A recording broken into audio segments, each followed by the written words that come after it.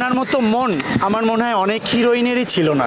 আমার সঙ্গে এরকম তার রিলেশন এতটাই খারাপ না যে সে আমাকে বোন হিসাবে যাওয়ার সময় অভিশাপ দিয়ে যাবে। ভাই এটা তো তার আত্মীয়, তার বোন। শিল্পী সমিতি তো দায়ভার নেয়নি কারোর তার পার্সোনাল লাইফ হস্তক্ষেপ করার। আমাদের খুব স্বপ্ন ছিল যে 2025 সালটা আমাদের জন্য একটা স্বপ্নের সাল হবে চলচ্চিত্রবাসীর জন্য, ইন্ডাস্ট্রির জন্য। বাট শুরুটা আমাদের অনেক কষ্টের ছিল।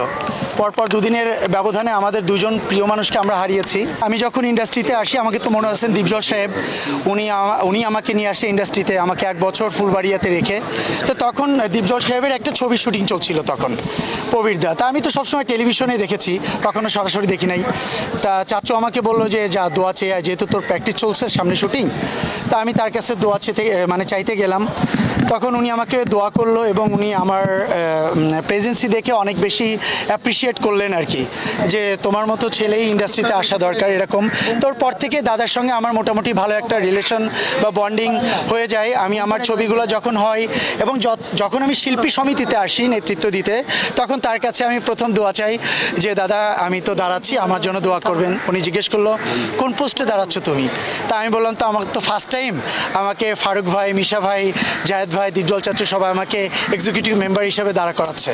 তো বললো যে ইনশাল্লাহ তুমি খুব ভালো পর্যায়ে যাবা, আমার জন্য মানে আমার তরফ থেকে দোয়া রইল। এরপর থেকে ওনার সঙ্গে আমার দাদা সম্পর্কই মানে ভাইয়ের সম্পর্কে একটা বন্ডিং ছিল।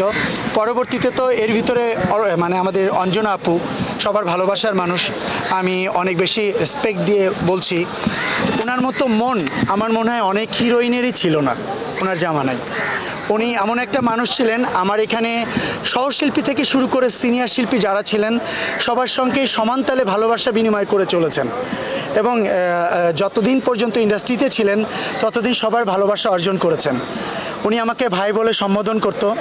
উনি সবসময় আমাকে আমার ভালোটা মন্দটা নিয়ে কথা বলতেন। ওনার সঙ্গে মনে হয় এতটাই বন্ডিং ছিল যে মাসে 10 দিনই 15 দিনই আমাদের দুজনের ঝগড়া থাকতো। এবং লাস্ট মুহূর্ত পর্যন্ত যেটা হলো আমিও জানি না যে লাস্ট শিল্পী সমিতির ইলেকশনে উনি সাংগঠনিক সম্পাদক দাঁড়াচ্ছে, উনিও জানেন না আমি দাঁড়াচ্ছি। যখন আমরা আমাদের পেপার জমা দিতে গেলাম তখন দেখতে পেলাম যে আমরা একজন আরেকজনের এগেনস্টে দাঁড়িয়ে গেছি।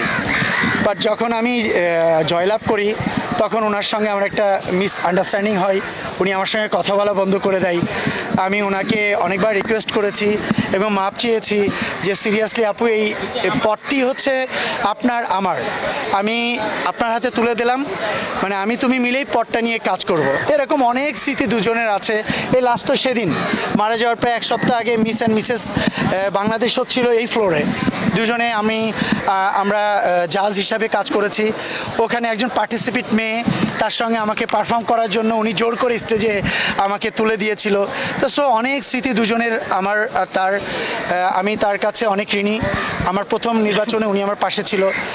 তা সত্যি এটা স্বপ্নের মতো লাগছে, দুজন মানুষ আমাদের পাশে নাই, মনে হচ্ছে এটা একটা দুঃস্বপ্ন দেখেছি। আমার সঙ্গে এরকম তার রিলেশন এতটাই খারাপ না যে সে আমাকে বোন হিসাবে যাওয়ার সময় অভিশাপ দিয়ে যাবে, এরকম কিন্তু কিছু না। কিন্তু ওনার ফ্যামিলি মেম্বার অনেকেই রয়ে গেছেন, কিন্তু ওনার নিজের আপন বোন আছেন, আরও অনেকেই আছেন।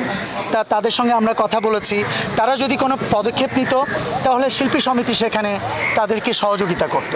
কিন্তু শুধু শিল্পী সমিতি তাদের মানে বাইরে গিয়ে শিল্পী সমিতি কোনো পার্সোনাল লাইফে একজন মানুষের পদক্ষেপ নেবে এরকম আসলে আমাদের কোনো এখতিয়ার নাই। আমাদেরকে জানাতে হবে, আমরা অবশ্যই তার পাশে থাকব।